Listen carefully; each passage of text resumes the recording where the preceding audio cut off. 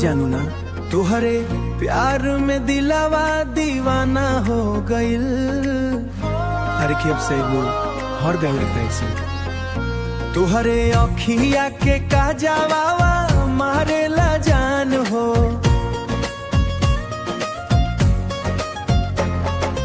तुहरे बिना सुना लागे सगरो जहान हो।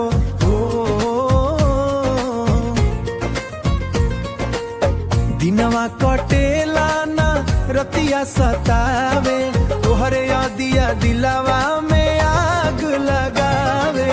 तोहरे बिना दिल ना लागे सजना रोज तोहरे खातिर धड़के करे जवाला।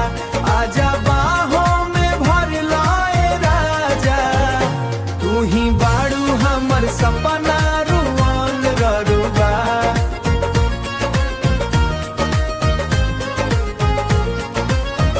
चांद से उजर तोहार मुस्कान बा रब से मांगल तोहार हो नाम बा।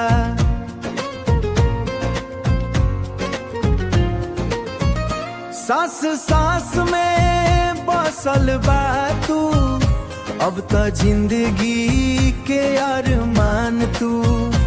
अब त जिंदगी के अरमान तू। बरसात में भीगे के मन करे साथे हाथावा पकड़ के चली लंबा रास्ते। कसम से कहतानी दिल से हम जन्म जन्म रही तोहरे साथे बान हो।